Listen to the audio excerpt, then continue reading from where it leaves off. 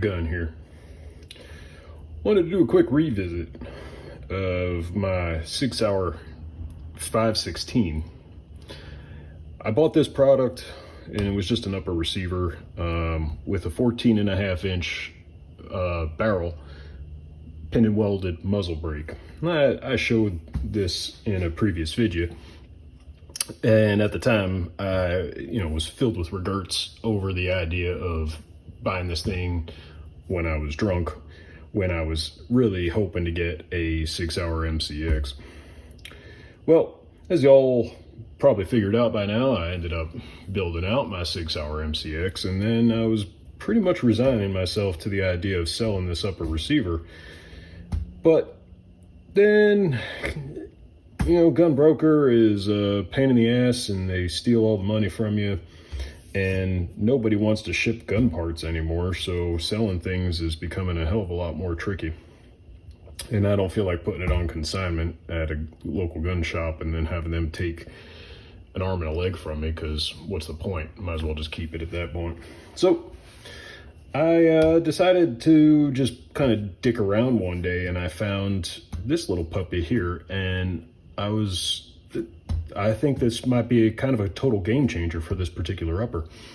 And what I'm talking about is the Midwest Industries actually makes a handguard M-lock for the 516. I didn't even know they did that, and I stumbled across it almost by accident and decided, you know what, why the hell not? It was $100 or something like that.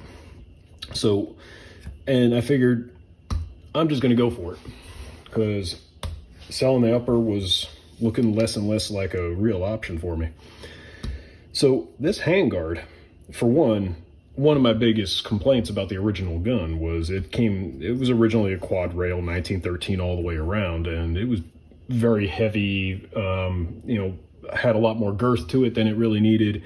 And most of that rail space was just going to end up either with rail covers or, just bare bones and cut your fingers up. So finding something that was M-lock, for one, considerably reduces that front end weight. And now the piston on this thing is big, and so and the gas block on this thing is a monster. So it tends to be a nose heavy rifle to begin with, but shedding all that extra weight by putting on this handguard, total game changer in terms of the feel and the balance of the gun. So I decided, okay, cool. And while I was at it, and I might have already had this on the previous video, but this Streamlight Pro Tac, but I was able to find an Arisaka offset mount that I had floating around. And so that keeps the light from just sticking all the way out here, which it probably did on the 1913 rail. I probably just had it mounted directly to the rail, which would have stuck the light way further out and just made it clumsy and awkward. So this setup, much cooler, much closer to the gun, the way I prefer to run my light. And I'm still using the Cloud Defensive bracket here to hold the pressure pad in place with this particular light. You can't swap out the pressure pad and put in something else, so you're just stuck using the one that ships with the light, which it's not that bad. It's a nice pressure pad. It's pretty heavy duty. It's robust. It ain't going anywhere. But running the wire in through the Cloud Defensive, because it's got channels on both sides that you could run the wires, and that keeps it from this thing from sliding in and out of the Cloud Defensive mount. So that's a winner, and makes the best use of this, otherwise kind of big and chunky and outdated type of light. Keeping the wires nice and tight as much as is possible, using my Monstrum M-lock cable guides, and I added in a couple of rail scales panels just to kind of,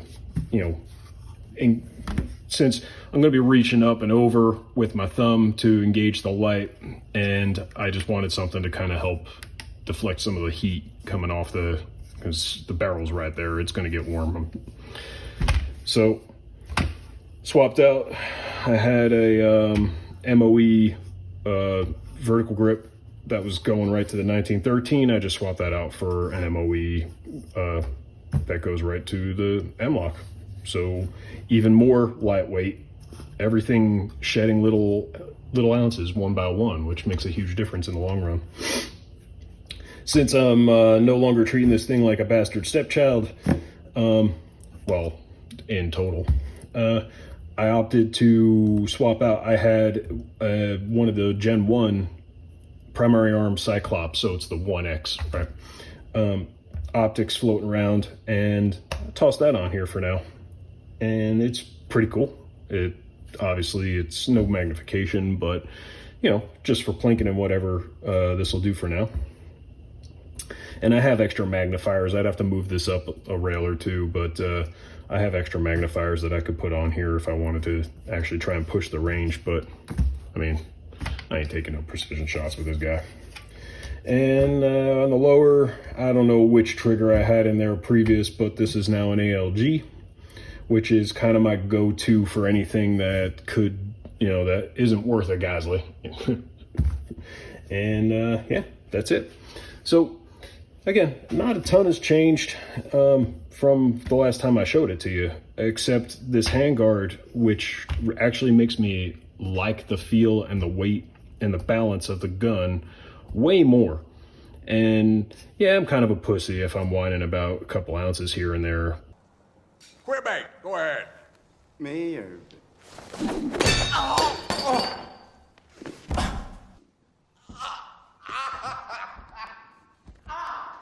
Any other questions?